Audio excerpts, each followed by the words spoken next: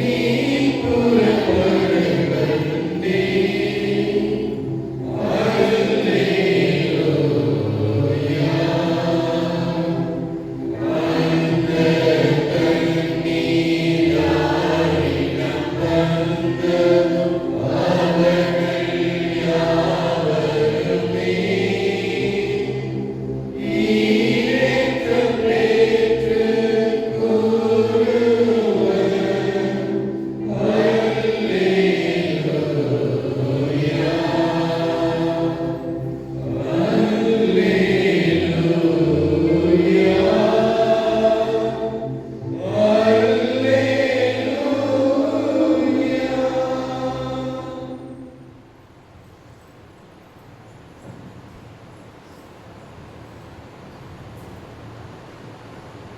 எல்லாம் இறைவன் நம் மீது அளவு கிடந்து இறக்க வைத்து பாவங்களை மன்னித்து நம்மை நித்திய வாழ்வுக்கு அழைத்து செல்வாராக.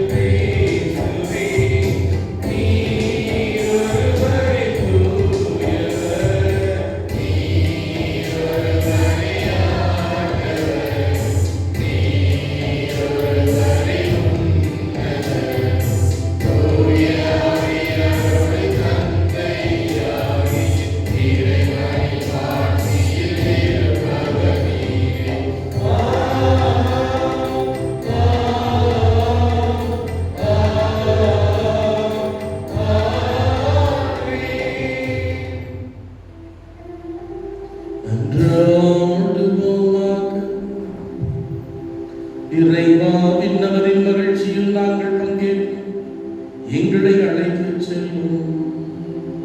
அதனால் நல்லாயராகிய கிறிஸ்து துணையோடு முன்னரே சென்றுள்ள இடத்திற்கு பலி உள்ள மந்தையாகிய நாங்களும் வந்து சேர்வோமாக.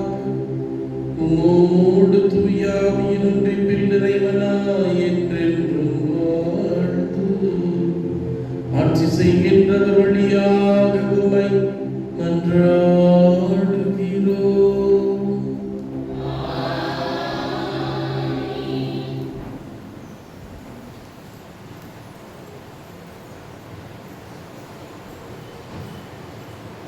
முதல் வாசகம் முன்னுரை.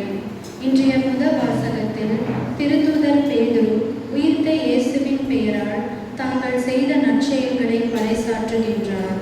மானிடர் அனைவரும் மீட்பு பெறுவதற்கு இயேசுவின் பெயரே அன்றி வேறொரு பெயர் விண்ணின் கீழ் வழங்கப்படவில்லை என்பதை உறுதிபட கூறும் இவ்வாசகத்திற்கு கவனமுடன் செவிமடுப்போம்.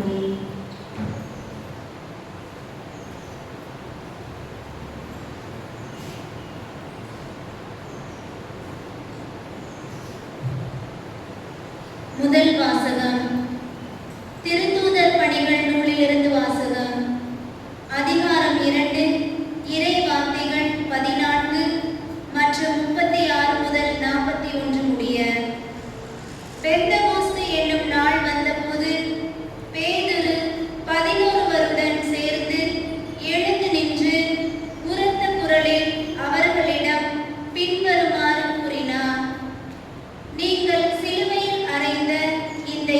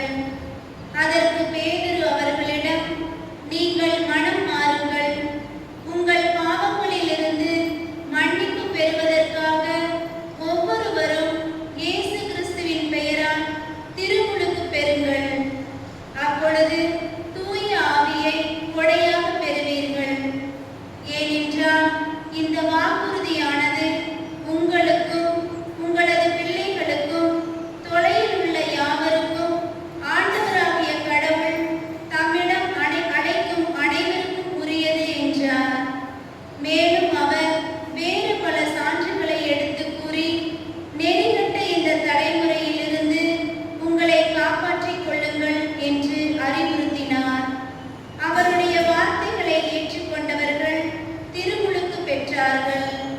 அன்று ஏறக்குறைய 3000 பேர் அவர்களோடு சேர்க்கப்பட்டனர்.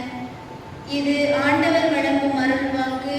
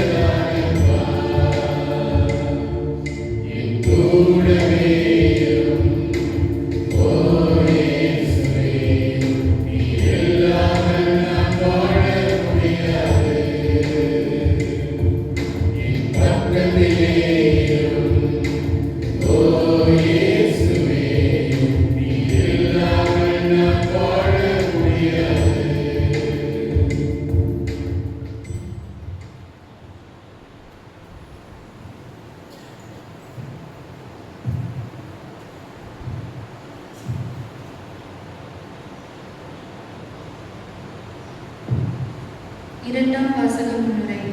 நாம் கடவுளின் பிள்ளைகள் என்று அழைக்கப்படுவது எவ்வளவு பெரிய பாக்கியம் என்பதை திருத்தூதர் யோவான் இன்றைய இரண்டாம் வாசகத்தில் விளக்குகின்றார்.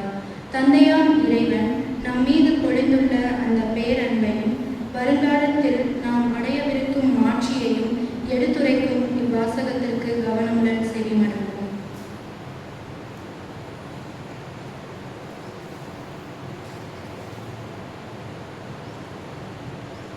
இரண்டாம் வாசகம். உங்கள் ஆன்மாக்களின் ஆயரிடம் திரும்பி வந்திருக்கிறீர்கள். திருத்தூதர் பேதுரு எழுதிய முதல் திருமுகத்திலிருந்து வாசகம். அதிகாரம் 2, 20 முதல் 25 வரை உள்ள இறை வார்த்தைகள். அன்புக்குரியவர்களே, நன்மை செய்தும் அதற்காக பொறுமையோடு துன்புற்றால் அது கடவுளுக்கு உகந்ததாகும். கிறிஸ்துவும் உங்களுக்காக துன்புற்று ஒரு முன்மாதிரியை வைத்து சென்றுள்ளார். எனவே நீங்கள் அவருடைய அடிச்சுவடுகளை பின்பற்றுங்கள். இதற்காகவே அழைக்கப்பட்டிருக்கிறீர்கள். வன்செயல் எதுவும் அவர் செய்ததில்லை, வஞ்சனை எதுவும் அவர் வாயில் இருந்ததில்லை. பழிக்கப்பட்ட போது பதிலுக்கு பழிக்கவில்லை, துன்புறுத்தப்பட்ட போது அச்சுறுத்தவில்லை. நியாயமாக தீர்ப்பு வழங்குவோரிடம் தம்மை ஒப்படைத்தார். சிலுவையின் மீது தம் உடலில் நம் பாவங்களை அவரே சுமந்தார். நாம் பாவங்களுக்காக இருந்து நீதிக்காக வாழ்வதற்கு இவ்வாறு செய்தார். அவர் தம் காயங்களால் நீங்கள் குணமடைந்துள்ளீர்கள். நீங்கள் வழி தவறி அலையும்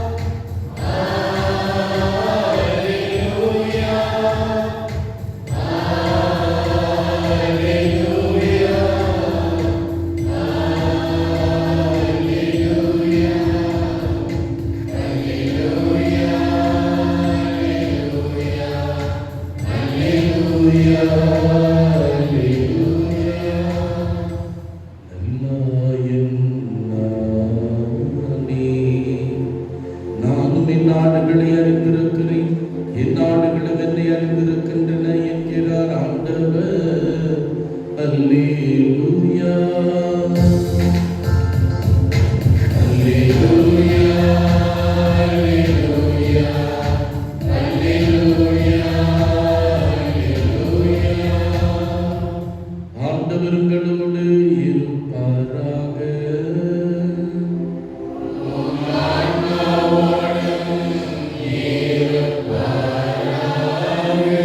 யோவான் எழுதிய புதிய நற்செய்தியிலிருந்து வாசகம்.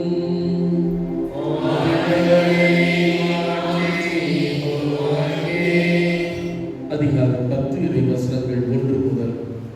இயேசு கூறியது, உறுதியாக உங்களுக்கு சொல்லுகிறேன், ஆட்டுக்கொட்டிலில் வாயில் வழியாக நுழையாமல் வேறு வழியாக ஏறி குதிப்போர் திருடர் அல்லது கொள்ளையர். வாசல் வழியாக நுழைபவர் ஆடுகளின் நாயர். அவருக்கே காவலர் வாயிலை திறந்து விடுவார். ஆடுகளும் அவரது குரலுக்கே செவி சாய்க்கும்.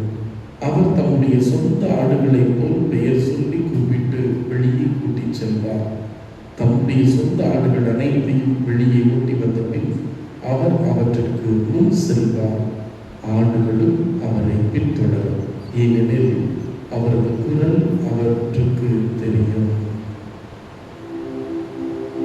ஆண்டவரின் அருள்வாக்கு.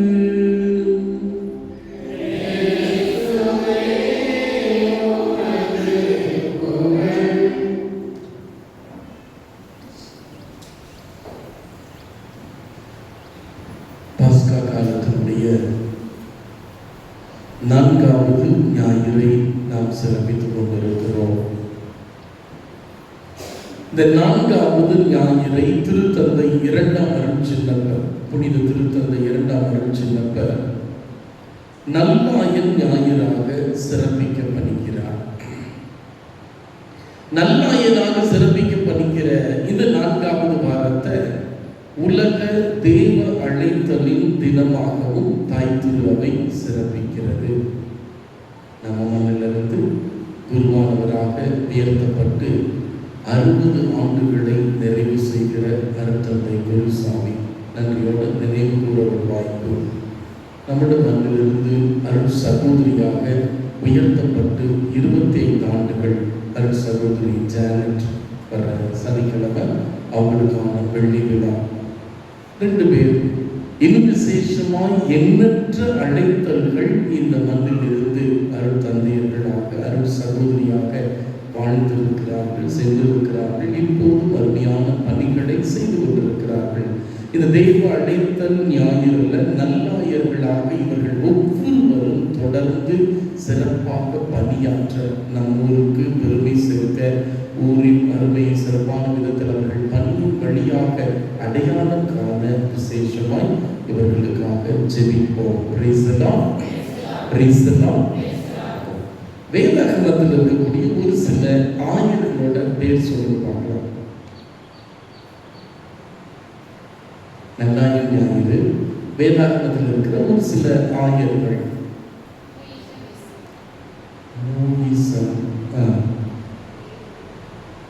அப்புறம் ஆயர்கள்னா பிஷப் நான் கேட்கலாம், ஆடு வைக்கிறவங்க. பேதுரு வந்து ஆடு வைக்கிறாங்க. திருத்தம் இல்லை, நான் கேட்கறது ஆடு மேய்ச்சவங்க. தாவீது. அப்புறம் தொடக்கத்துக்கு ஆபிரகாம். சரி, ஆபிரகாம் எல்லாமே மேய்ச்சார். யோசேப்பு,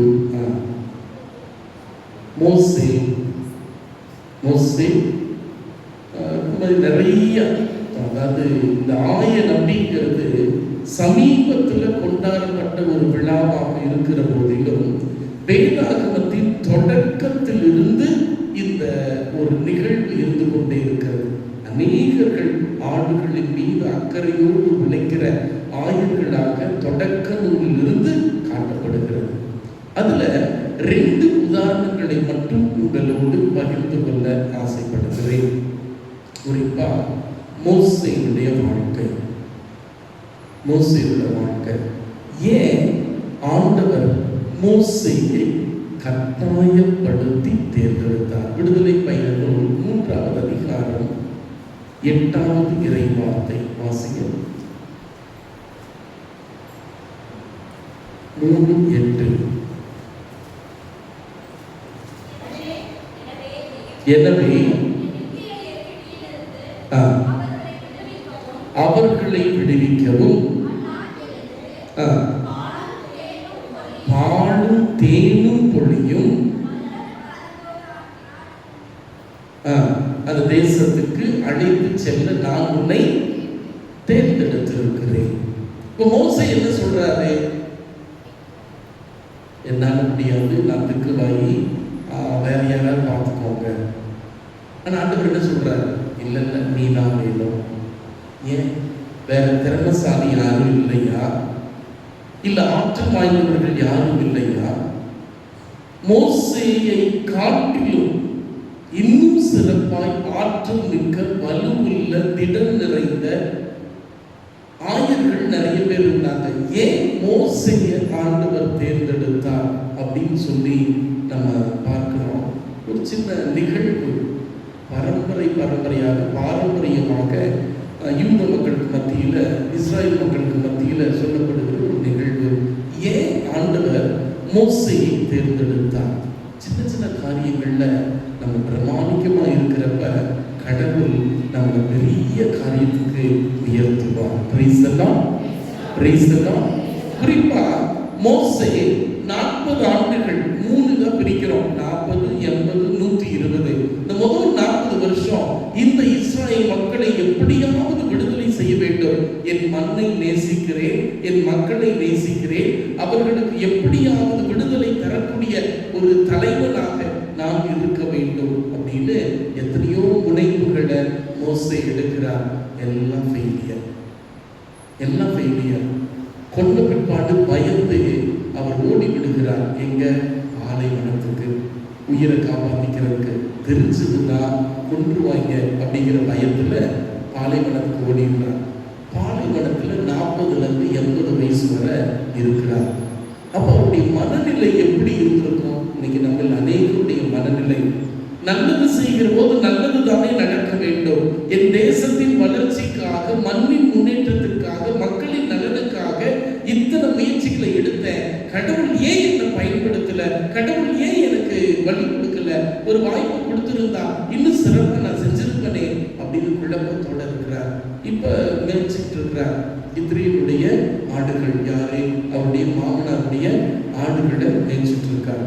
பழைய ஏற்பாட்டை பொறுத்தவரை மாமனாருடைய சொத்துக்கள் மருமகனுக்கு அப்படிங்கிறதெல்லாம் கிடையாது. அவங்கவுங்க சொத்து அவங்களுக்கு தான். அப்படி இருக்கிற சூழ்நிலையில ஆடுகளை மேய்த்து கொண்டிருக்கிற போது ஒரு நாள் ஒரு குட்டி ஆடு காணாம போயிருச்சு. ஒரு சின்ன ஆடு காணாம போயிருந்தது. மற்ற ஆடுகளை எல்லாம் நல்ல புல்வெளியில விட்டுட்டு இந்த குட்டி ஆடை தேடி நீண்ட நேரமாக நெடிய பயணம் மோசே மேற்கொள்கிறார். அங்க போறப்ப ஒரு சின்ன பள்ளத்தாக்கு, அந்த பள்ளத்தாக்குல ஒரு சின்ன நீரோடை. அந்த நீரோடையில அந்த ஆடு எப்படி இறங்குச்சு தெரியல, எப்படியோ இறங்கிருச்சு, தண்ணியும் குடிச்சிருச்சு. இப்ப அதுக்கு மேல வர தெரியல. மேல திரும்ப தன்னுடைய ஆயிரிடத்தில் சேர தெரியவில்லை. இதை பார்த்ததும் மோசே சிரிச்சுக்கிட்டு கீழே இறங்கி, ஏண்டா உனக்கு இந்த தண்ணி தான் வேணும்னு சொல்லியிருந்தா நான் உனக்கு தண்ணி காட்டியிருக்க மாட்டேனா? ஏன் இப்படி என்ன அடைய விடுற? வா அப்படின்னு தண்ணி குடிக்க வச்சு எடுத்து தன்னுடைய தோள்களில் இருக்க அணைத்தபடி, தன்னுடைய நெஞ்சோடு இருக்க அணைத்தபடி முத்தங்களை கொடுத்து வருகிற போது தந்தை கடவுள் பார்க்கிறார். அப்ப தந்தை கடவுள் சொல்றாரு, உனக்கு சொந்தம் இல்லாத இந்த சிறு ஆட்டின் மீது நீ இவ்வளவு அக்கறையோடு இருக்கிறாய், இவ்வளவு பாசத்தோடு இருக்கிறாய் என்று சொன்னால் நான் நேசிக்கிற என் ஆடுகளை உன் கரங்களில் நான் கொடுப்பேன். மோசே ஆண்டவரால் விசேஷித்த கருவியாய் தேர்ந்தெடுக்கப்பட திறமை அல்ல, ஞானம் அல்ல, ஆற்றல் அல்ல, அவருடைய பரிவு, அவருடைய இரக்கம், அவருடைய அர்ப்பணம் அவருக்கு ஆசீர்வாதமாய் மாறியது. அதான் நீங்க யோசிச்சு பார்க்கணும். ஒரு ஆயனாக இருப்பதற்குரிய தகுதி அப்படின்னு சொல்லி பார்க்கிறப்ப கடவுளுடைய பார்வை வேறு. இன்னைக்கு திறமைசாலிகள் நிறைய இருக்கிறாங்க, பட் ஃபெயிலியரா இருக்கிறாங்க. ஒருவே பெரிய ஞானம்லாம் இருக்காது, ஆனால் சிறந்த விதத்தில் வளர்ந்து கொண்டிருப்பார்கள். அது ஒரு இதர சூழ்நிலை. ரெண்டாவது தாவீதுடைய வாழ்க்கை எடுத்துக்கொள்கிற போது ஒரு அருமையான பாடம் நமக்கு காத்திருக்கிறது. சவுல் ஆண்டவருடைய பார்வையில தீயதனை செஞ்சதும் ஆண்டவர் சாமுவேல்கிட்ட சொல்றார், சவுல் அரசனை நான் எடுத்துட்டேன், இனி அவன் அரசனா இருக்க தகுதி இல்லை, ஏசா வீட்டுக்கு போ, அவருடைய இல்லத்திலிருந்து நான் ஒரு அரசனை தேர்ந்தெடுக்க போகிறேன். ஏசா எத்தனை பிள்ளைங்க? 7 பிள்ளைங்க. 7 பிள்ளைங்க. முதல் நாளே சாமுவேல் இன்ஃபர்மேஷன் கொடுத்துட்றார், நாளைக்கு வர்றேன், நாளைக்கு உன் வீட்டில் வந்து உங்க பிள்ளையிலிருந்து ஒருத்தரை அரசரா தேர்ந்தெடுக்க போறேன். இப்போ உதாரணத்துக்கு ஆண்டவர் சொல்றார், நம்ம கிட்ட சொல்றார், நாளைக்கு காலையில் உங்க வீட்டுக்கு வர்றேன், உங்க வீட்டுக்கு வந்து உங்களில் ஒருத்தரை தான் தமிழ்நாட்டுக்கு சிஎம்மா மாற்ற போறேன். என்ன நினைப்போம்? குடும்ப தலைவர் நினைப்பாரு, எனக்கு அப்பவே தெரியும், எனக்கு எல்லா திறமையும் இருக்கு, என்னதான் தேர்ந்தெடுப்பாருன்னு நினைக்கிறேன், ஏன்னா குடும்பத்தை நான் நல்லா வழி நடத்தி இருக்கிறேன். மனைவி சொல்லுவாரு, என் கையில உன்னை கொடுக்கலன்னா குடும்பமே இன்னைக்கு எப்படியோ போயிருக்கும், அதனால நீ கிடையாது, நான் தான் சிஎம். பிள்ளைங்க சொல்லிக்குவாரு, நான் தான் படிச்சிருக்கிறேன், எனக்கு தான் ஞானம் இருக்கு, எனக்கு தான் லேட்டஸ்டா எல்லாம் தெரியும், அதனால நான் தான் சிஎம். ஒவ்வொருத்தரும் போட்டி போட்டுட்டு இருப்பாங்க. அப்ப அந்த நாள் அந்த குடும்பத்தில் எப்படி இருந்திருக்கும்? ஒவ்வொரு பையனும் ஒவ்வொரு கனவோட இருந்திருப்பான். இந்த தேசத்தை சவுலுக்கு அடுத்தது ஆட்சி செய்ய போறது நம்ம குடும்பத்திலிருந்து ஒரு அரசனா, அது நானா இருக்குமா ஏக்கத்தோட இருக்கிறாங்க. சாமுவேல் அடுத்த நாள் அந்த எண்ணத்தோட உள்ள போறார். உள்ள போனா அந்த இடத்துல அவருடைய பிள்ளைகள் வரிசையா நிற்கிறாங்க. முதல் பையனை பார்த்ததும் சாமுவேலுக்கு ரொம்ப பிடிச்சிருக்கு. என் நல்ல திடகாத்திரமா இருக்கான், அழகா இருக்கிறான், ஆற்றல் உள்ளவனா இருக்கிறான், சவுலோட படையில இருக்கிறான். ஸோ எல்லா தகுதியும் இவனுக்கு இருக்கு. ஸோ அப்போ இவன் தான் அரசரா இருக்க கூடும் அப்படின்னு ஆண்டவர்கிட்ட அனுமதி கேட்கிறப்ப ஆண்டவர் சொல்றார், முட்டாள், நீ வெளிப்புறத்தை பார்க்கிற, நான் உள்ளத்தை பார்க்கிறேன். நீ வெளிப்புறத்தை பார்க்கிற, நான் உள்ளத்தை பார்க்கிறேன். இவன் கிடையாது, இவனை நான் புறக்கணிச்சுட்டேன். 2வது 3வது 4வது 5வது 6வது 6 பசங்க இல்லைன்னு உடனே சாமுவேலுக்கு ஷாக்கு. இந்த வீடு தான் சொன்னீங்களா, இவங்க தான் சொன்னீங்களா, 6 பேர் இல்லைன்னீங்களே அப்படின்னு அவங்க அப்பாட்ட கேட்கிறாரு. உங்களுக்கு 6 பிள்ளைங்க தானா அப்படின்னு கேட்கிறப்ப சொல்றாரு, இல்லை 7 பிள்ளைங்க, 6 பேர் தான் திறமையானவங்க, நல்லதா இருப்பான், ஒவ்வொருத்தருக்கு அவன் ஒன்றுக்கு ஆக மாட்டான், அவன் இங்கு சரிப்பட்டு வர மாட்டான், அவன் ஆடு மேய்க்க போயிருக்கான் அப்படின்னு உடனே சாமுவேல் சொல்றார், உடனடியாக அவனை அழைத்து வாருங்கள். கூட்டிட்டு வராங்க. வந்து ஆண்டவர் சொல்றார், இவனே நான் தேர்ந்தெடுக்கிற அபிஷேகம் செய்ய இருக்கிற அரசன். குழப்பமா இருக்கும். படையில் இருக்கிறது 3 பேர், அதுல யாராவது தேர்ந்தெடுத்தா அந்த தேசத்தை அடுத்த கட்ட நிலையில வழிநடத்துவதற்கு மிக சிறப்பாக இருக்கும். ஸோ அது ஒரு பொறுப்பா இருக்கும். அப்ப ஈஸியா இருக்கும். அரசனார்களுக்கு ஏற்கனவே கொஞ்சம் காரியங்கள் தெரியும், சேர்ந்து இதா இருக்கும். அப்ப இந்த தாவீதை ஏன் ஆண்டவர் தேர்ந்தெடுத்தாரு? இந்த இளம் சிறுவனா இருக்கக்கூடிய இந்த தாவீதுக்கு ஏன் ஆண்டவர் ஒரு வாய்ப்பு கொடுத்தார் அப்படின்னு ஆழமாய் பார்க்கிற போது தாவீதுடைய செயல்பாடுகள். கோலியாத்திட்ட சண்டை போடுறப்ப சவுல் குழப்பத்தில் இருக்காரு. அதுக்கு முன்னால யாராவது ஒருத்தர் வந்து சவுலோட சண்டை போட மாட்டாங்களா? அப்ப சவுல் கிட்ட தாவீது போறார். தாவீது போனதும் தாவீது சொல்றார், சவுல் தாவீதை பார்த்ததும், நீ சண்டை போட போறியா, அவன் அப்படி இருக்கிறா, நீ இப்படி இருக்கிற அப்படின்னு நினைக்கிறப்ப தாவீது சொல்றார், சிங்கங்கள் கரடிகள் என் ஆடுகளை வந்து பிடித்து செல்கிற போது என் உயிரை பணயம் வைத்து நான் சண்டையிட்டு அதன் வாய்களை கிழித்து என் ஆடுகளை நான் காத்திருக்கிறேன். ஆண்டவர் பார்க்கிறாரு, ஆட்டுக்காக தன் மீது ரிஸ்க் எடுத்து சண்டை போடுறானே, கண்டிப்பா இவன் தான் என் ஆடுகளை பொறுப்பா பத்திரமா பார்ப்பான். அந்த பாக்கியம் மட்டும் இல்லை, இந்த மெஸ்ஸியா இவன் வம்சத்திலிருந்து பிறப்பதற்குரிய பாக்கியம் கிடைக்கும். பிரைஸ் எல்லாம் பிரைஸ் எல்லாம் 2 பெரிய இதெல்லாம் கிடையாது. ஆனா கடவுளால் பயன்படுத்தப்பட்ட பிற்பாடு அவர்கள் அற்புதமான, அருமையான, ஆசீர்வாதமான ஆயர்களாய் மாறினார்கள், வாழ்ந்தார்கள். இன்னைக்கு நமக்கு கொடுக்கப்படுற சவால் இதுதான். எப்படிப்பட்ட ஆயராக நான் இருக்கிறேன்? திறமை இல்லாமல் இருக்கலாம், ஞானம் இல்லாமல் இருக்கலாம், பெரிய வசதி இல்லாமல் இருக்கலாம். ஆனா கடவுளுக்கு சின்ன சின்ன காரியத்துல நீ உண்மையோடு, நம்பிக்கையோடு இருக்கிற போது பார்க்கறாங்க, பார்க்கல. ஒருவேளை ஏசா சொல்லியிருப்பார், இல்ல இரு, இன்னைக்கு சாமுவேல் வர்றாரு. அப்ப தாவீது சொல்லியிருப்பான், அவர் வர்றாரு, வரல, என் ஆடுகள் சாப்பிட வேண்டாமா? என் ஆடுகளுக்கு நான் தண்ணி காட்ட வேண்டாமா? நான் செய்கிறேன், அவர் வந்து அதுக்கப்புறம் பார்த்துக்கலாம். நான் ஆடுகளுக்கு அந்தந்த நேரத்துக்கு என்ன செய்யணுமோ அதை பொறுப்பா செஞ்சாரு. கடவுள் அதை பார்த்தார். அந்த நம்பகத்தன்மையை கடவுள் பிரமாணிக்கத்தை உயர்வாக உயர்த்தினார். இன்னைக்கு ஒரு குடும்ப தலைவர், குடும்ப தலைவி, ஒரு வாலிப பிள்ளைகள் அப்படின்னு சொல்லுகிற போது நம்முடைய எதிர்காலம் எப்படிப்பட்டதாக, ஆயனாக நாம் இருக்கிறோம்? குடும்பத்தை நேர்மையின் பாதையில, உண்மையின் பாதையில நடத்துவதற்கு நாம் நடந்து கொண்டிருக்கிறோமா? மோசையை போல ஒருவேளை நம்ம சோர்ந்து போயிருக்கலாம். ஏன் நான் நல்லதான செஞ்சேன், கடவுள் ஏன் எனக்கு வாய்ப்பு கொடுக்கல? நான் இளைஞனா இருந்தப்ப, ஆற்றலோடு இருந்தப்ப எனக்கு ஏன் தரல? கடவுளுக்கு தெரியும் உன்னை எப்போ பயன்படுத்தணும், எப்படி பயன்படுத்தணும், எப்படி உயர்த்தணும், எப்படி மேம்படுத்தணும்னு கடவுளுக்கு நல்லா தெரியும். 2-3 நாளைக்கு முன்னால வாட்ஸ்அப்பில் மெசேஜ் போட்டிருந்தேன், கவனிச்சிருப்பீங்க அனைவர். இன்றைய இளம் தலைமுறையை பார்த்தால் பயமாக இருக்கிறது. அவங்களுக்கு பிடிச்சது செல்போன், வேற ஒன்றும் வேண்டாம். அது ஒன்று இருந்துச்சுன்னா போதும், எதுவும் வேண்டாம். அவங்க என்ன நினைச்சுக்கிறாங்க? இன்றைய இளைஞர்களுடைய எண்ணம், எனக்கு எல்லாம் தெரியும், எனக்கு தெரியாதது ஒண்ணுமே கிடையாது.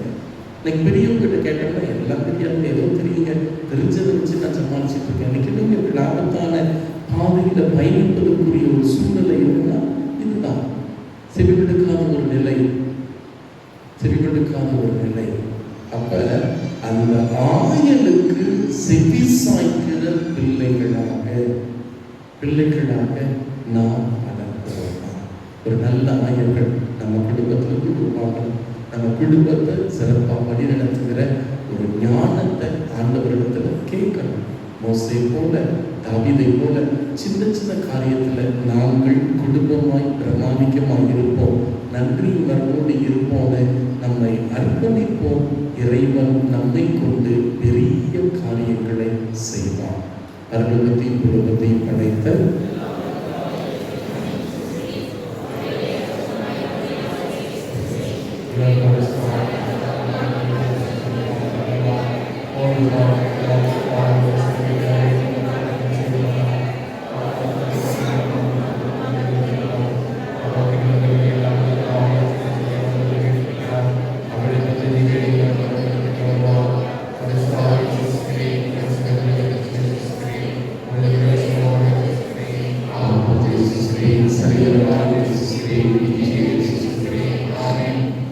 நம்முடைய தேவைகள் நன்றாட்டுகளை பிள்ளைக்குரிய பாசத்தோடு ஒப்பு கொடுத்து நன்றாடுவோம்.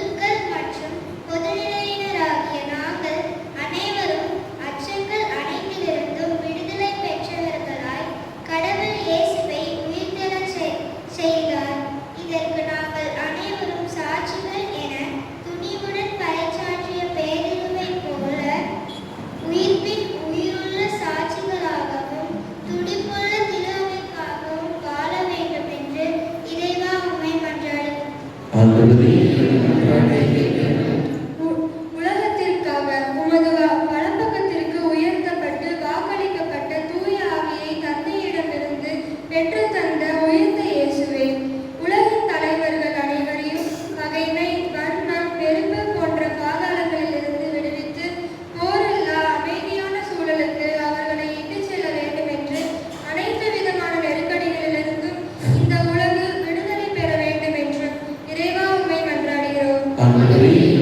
மன்றாட்டை கேட்டருளும். நலிந்தோர் மற்றும் துயரோர்க்காக மரணம் அவரை தன் பிடியில் வைத்திருக்க முடியவில்லை என்ற வார்த்தையின் வல்லமை எங்கள் வாழ்விலும் ஒளிர வேண்டுகிறோம். வறுமையாலும் நோயாலும் போர்களாலும் பாதிக்கப்பட்டு வாழும் உமது பிள்ளைகள் மீது, உயிரிழந்த ஆன்மாக்கள் மீதும் உமது உயிர்ப்பின் வல்லமை தங்கி அவர்களுக்கு புதிய வாழ்வையும் தேறுதலையும் அளிக்க வேண்டும் என்று இறைவா உம்மை மன்றாடுகின்றோம். ஆண்டவரே, எங்கள் மன்றாட்டை கேட்டருளும். உமது பங்கிற்காக எம் பங்கை கடத்தில் ஒப்படைக்கின்றோம். எம் பங்கில் உள்ள ஒவ்வொரு குடும்பங்களையும் ஆசீர்வதியும்.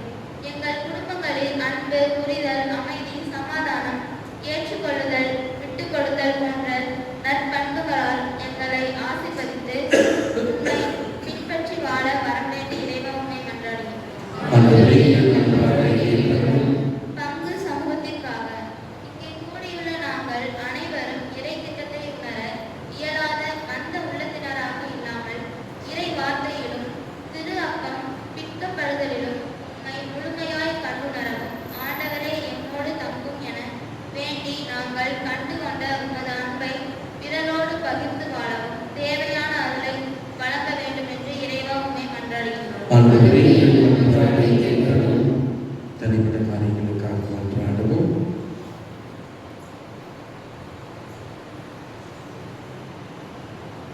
மாதத்தினுடைய இறுதி ஞாயிறு மாதம் முழுவதும் இறைவன் நமக்கு நம் குடும்பத்திற்கு பங்கிட்டு செய்த நன்மைகளை நினைவு கூறுவோம்.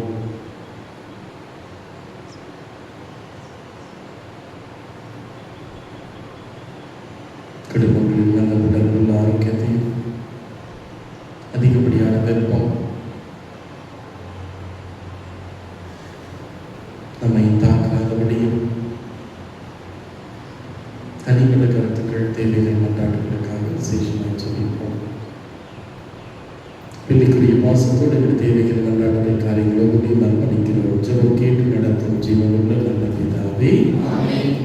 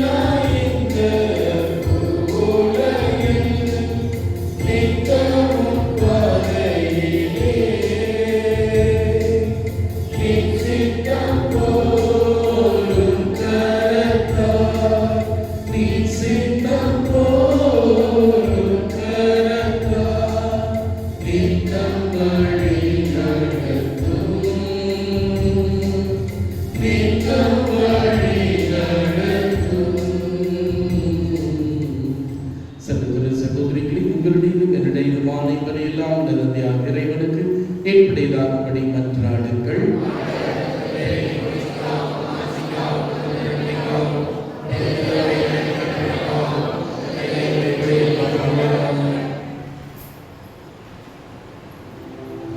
ஆண்டவரே, பாஸ்கா மறைவுகள் வழியாக எங்களை என்று மக்களுக்கு செய்திடவுமை வேண்டுகிறோம். அதனால் நாங்கள் தொடர்ந்து புரியும் பரிகார செய்யும் எங்களுக்கு முடிவில்லா பேரின்பத்தின் காரணமாக அமைவதாக எங்கள் ஆண்டவராகிய கிறிஸ்து வழியாக உம்மை மன்றாடுகிறோம்.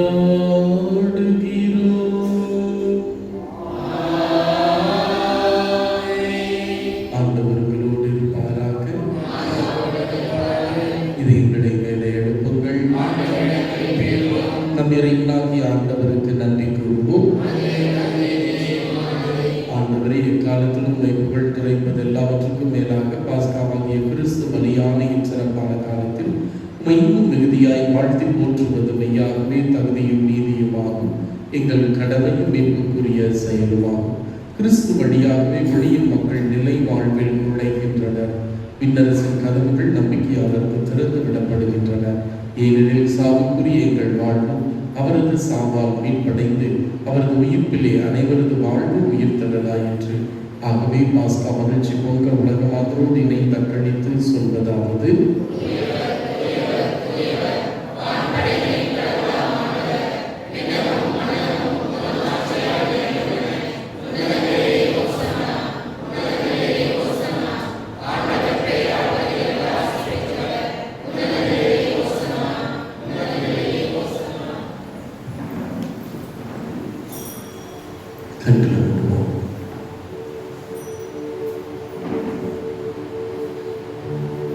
சிறு சிறு காரியங்களில் பிரமாணிக்கமாய் நான் செய்கிறேன்.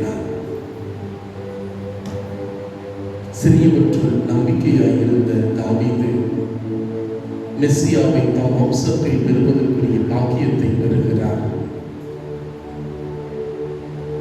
மற்றவங்க பார்க்கிறாங்க, பார்க்கல. கடவுள் எனக்கு கொடுத்த அழைப்பை நான் வாழ்வேன்.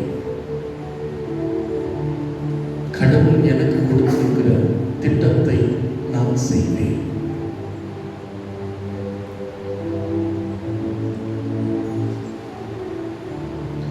இருட்டு பயமில்லை எனக்கு, எதிரி பயமில்லை, கோல் கைப்படியோ எனக்கு, காலமும் இருக்கு.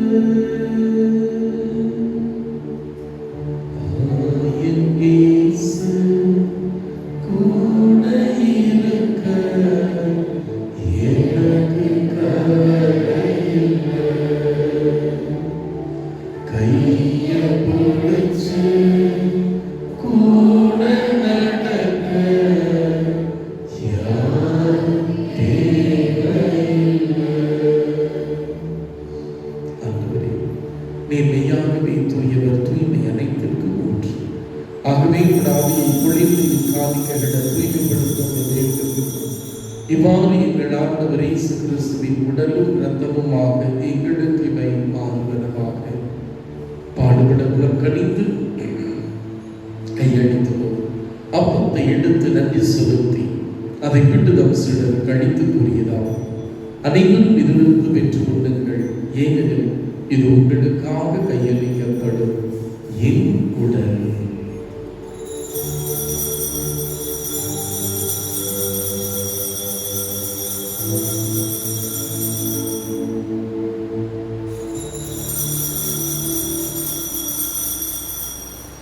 அவர் நம்மை விருப்பத்தை அறிந்தியவின் கிண்ணத்தை எடுத்து நன்றி செலுத்தி நம் சீடருக்கு அழைத்து கூறியதால்: அனைவரும் இதிலிருந்து பெற்று வருகுங்கள், ஏனெனில் இது புதிய நிலையான உடன்படிக்கைக்குரிய இரத்தத்தின் கிண்ணம். பாவ மன்னிப்புக்கென்று உங்களுக்காக பலருக்காகவும் சிந்தப்படும். இதை என் நினைவாக செய்யுங்கள்.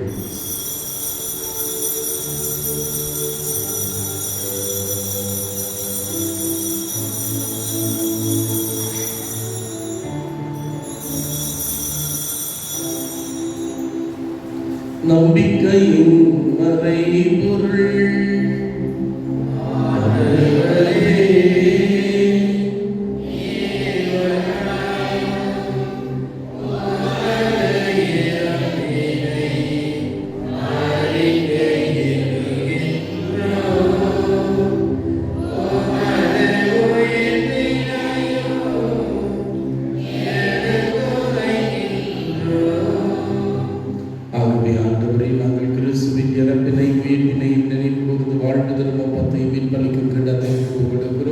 திருமுன்னின்று ஊழியம் புரிய தகுந்தவர்களை நீங்கள் ஏற்றுக்கொண்டீர்களே, மக்கள் நன்றி செலுத்துகிறோம். பெண் கிறிஸ்துவின் உடலில் இரத்தத்திலும் பங்கு கொள்ளும் எங்களை தூய ஆவி கொண்டு சேர்க்க வேண்டும் என தாழ்மையுடன் நன்றாடுகிறோம். இறைவா, உலகெங்கும் பரவி இருக்கும் திரு அவையை நினைவு கொண்டலும் எங்கள் திருத்தந்தை லியோ, எங்கள் ஆயர் தாமஸ் அக்வினாஸ், எல்லா திருநிலையினராக அனைவரோடு திரு அவை அன்பில் நிறைவு பெறச் செய்தலும் உயிர் திரு நெருங்கோடு தொழில் கொள்ளும் எங்கள் சகோதர சகோதரிகளையும்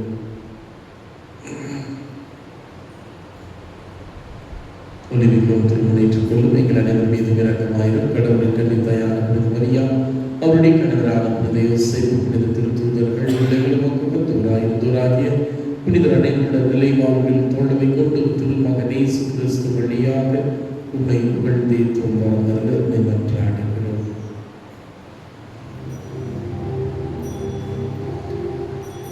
இவர் வழியாக இவரோடு இவரில் எல்லாம் வல்ல இறைவனாகிய தந்தையே, தூய ஆவியின் ஒன்றிப்பில் எல்லா புகழும் மாட்சியும் என்றென்றும் உமக்கு உரியதே.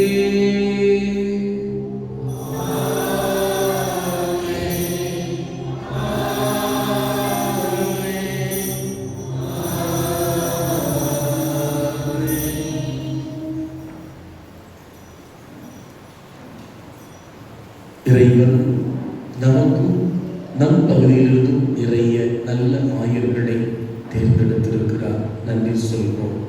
தொடர்ந்து எல்லோரும் தேவ அழைத்தலை பெற்றிருக்கிற அருள் தந்தையர், அருள் சகோதரிகள், முன்னாள் பங்கு தந்தையர் ஒவ்வொருவருமே சிறப்பாக பணியாற்றுவதற்குரிய ஆசிரியரை பெற்றுக்கொள்ள கரம் நீட்டி வர வேண்டுவோம். விண்ணுலகில் இருக்கிற எங்கள் தந்தையே,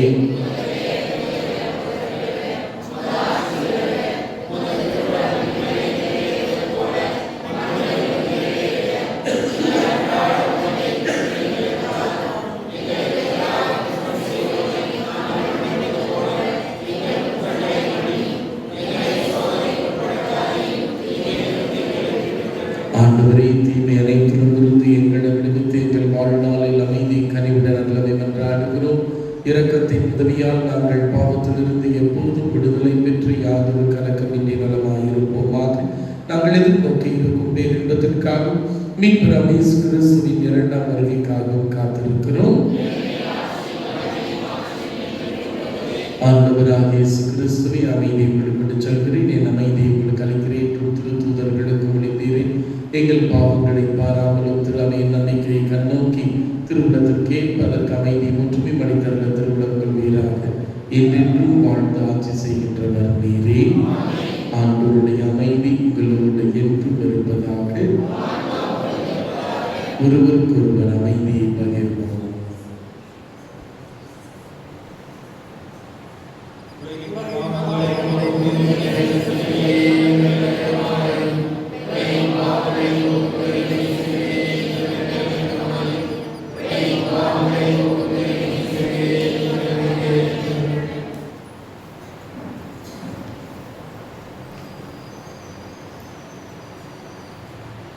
இதோ நல் ஆயனுக்கு தேவை அர்ப்பணம். தன்னையே உழைத்து நாம் வாழ பலியாக தந்த ஆயன் விருந்தாக மருந்தாக நம் உள்ளங்களிலும் இல்லங்களிலும் ஆட்சி செய்ய உணவாக வருகிறார். தெய்வீக விருந்தில் பங்கெடுக்க அழைக்கப்பெற்ற நாம் ஒவ்வொருவரும் பெயர் பெற்றோர்.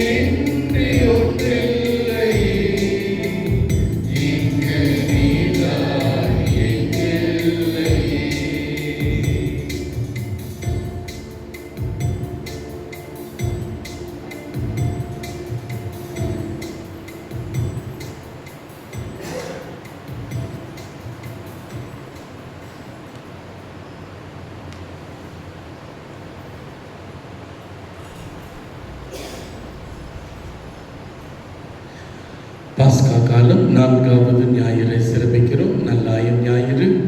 தெய்வ அழைத்தலுக்காக விசேஷமாய் ஜெபிப்போம். இன்றைக்கு நம்மளோட மறைவட்டத்தில் ஈரோடு திருஇறுதி ஆண்டவர் ஆலயத்தில் தெய்வ அழைத்தல் முகாமானது நடைபெறுகிறது. நல்ல விதமாய் நடக்க விசேஷமாய் ஜெபிக்க நம்முடைய மறை மாவட்டத்தினுடைய இளங்குருவட அதிபர் தந்தையவர்கள் விசேஷமாய் ஜெபிக்க கேட்கிறார்கள். 28ஆம் தேதி அருட்பணியாளர் மறைசாட்சியுமான புனித பீட்டர் ஷானலுடைய நினைவையும், 29ஆம் தேதி சியனா நகர் புனித கேத்ரினுடைய நினைவையும், 30ஆம் தேதி திருத்தந்தையான புனித 5ஆம் பயசுடைய நினைவையும், மே 1ஆம் தேதி தொழிலாளர் பண்பாடு புனித சூசைபருடைய நினைவையும் ஆய்திருவை கொண்டாடுகிறது.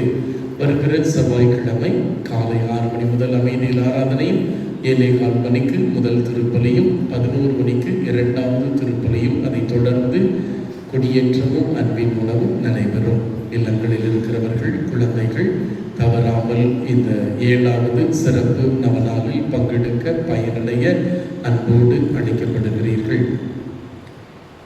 பள்ளிக்கோட்டைக்கான திருப்பலி வெள்ளிக்கிழமை மற்றும் சனிக்கிழமை, மாதத்துடைய முதல் வெள்ளி சனி அன்றைக்கு திருப்பலி நடைபெறும். காலை 6:45க்கு திருப்பலிகள் நடைபெறும்.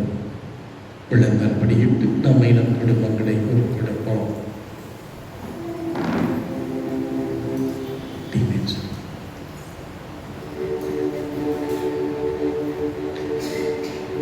பசும்புள் தினம் எனக்கு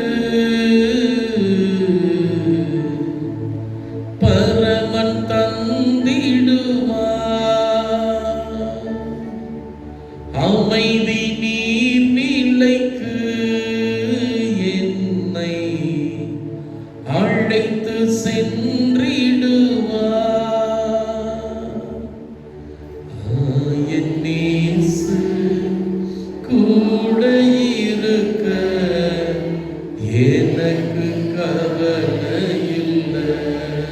எல்லாரும் கைய பிடிச்சு கூட நடக்க யாரும் தேவையில்லை. நேசிக்கிற தெய்வமே, பிள்ளைக்குரிய பாசத்தோடு என் குடும்பத்தின் நல் ஆயனாய் நீர் இருக்கிறேன். நீர் காட்டுகிற பாதையில் ஆடுகள் செவிமடுத்து பின்தொடர்ந்தது போல நாங்களும் செவிமடுக்க பின்தொடர உன் பரிசுத்த கரத்தில் அர்ப்பணிக்கிறோம். குடும்பத்தின் தலைவர் தலைவியை உன் பரிசுத்த கரத்தில் அர்ப்பணிக்கிறோம். ஞானத்தால் தூய் ஆவியின் வலிமையும் வல்லமையும் அவர்களை நிறைத்து நீர் காட்டுகிற பாதையில் வைராக்கியமாய் பயணிப்பதற்குரிய சூழ்நிலைகளை உருவாக்கும். சிறிய காரியங்கள் பிரமாணிக்கமாய் நீ இருக்கிற போது கடவுள் பெரிய காரியத்திற்கு உன்னை உயர்த்த தயாராக இருக்கிறார். ஆண்டவரே, சின்ன சின்ன காரியங்களை பார்த்து பார்த்து இறை திட்டத்தை உணர்ந்து அதன்படி நடக்க ஆசீர்வதி. சிறு பிள்ளை முதல் என் பிள்ளைகள் பேர பிள்ளைகள் ஞானத்திலும் அறிவிலும் தெய்வ பயத்திலும் தொடர்ந்து வாழ்வதற்குரிய வளர்வதற்குரிய சூழ்நிலைகளை உருவாக்கும். என் தேசத்தை உன் பரிசுத்த கரத்தில் ஒப்பு கொடுத்து நாங்கள் ஜெபிக்கிறோம். ஞானமிகு பிள்ளைகளால் ஆண்டவரே, உமக்கு ஏற்புடையபடி தேசமும் திரு அவையும் இரு கண்களாய் நாங்கள் தொடர்ந்து வாழ்வதற்குரிய வளர்வதற்குரிய சூழ்நிலைகளை உருவாக்கும். இந்த மண்ணிலிருந்து நீ தேர்ந்து கொண்ட அருள் தந்தையர்கள், அருள் சகோதரிகள் ஒவ்வொருவருக்காக நன்றி செலுத்துகிறோம். இன்னுமாய் இந்த பகுதியிலிருந்து தேவ அழைத்தல் பெருகுவதற்குரிய சூழ்நிலைகளை நீர் உருவாக்கும்படி உன் கரத்தில் ஒப்பு கொடுத்து செபிக்கிறோம். தேவனுடைய பிரசனம், அன்னை மரியாளுடைய பரிந்துரை, இன்னும் விசேஷமாய் புனித செபஸ்தியாருடைய பாதுகாவல் இப்போதும் எப்போதும் எனக்கு ஒரு குடும்பத்திற்கும் நிறைவாய் இருந்து வல்லமையாய் வழி நடத்தட்டும். ஜெபம் கேட்டு ஆசீர்வதியும் ஜீவனுள்ள நல்ல பிதாவே. உயிருள்ள ஆண்டவர் ஏற்று உங்களோடு இருப்பாராக.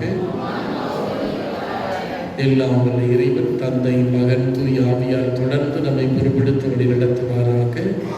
கிறிஸ்துவின் அன்பில் நம்பிக்கையோடு வாழ சென்று வருவோம். திருப்பலி நிறைவேறிற்று. இயேசு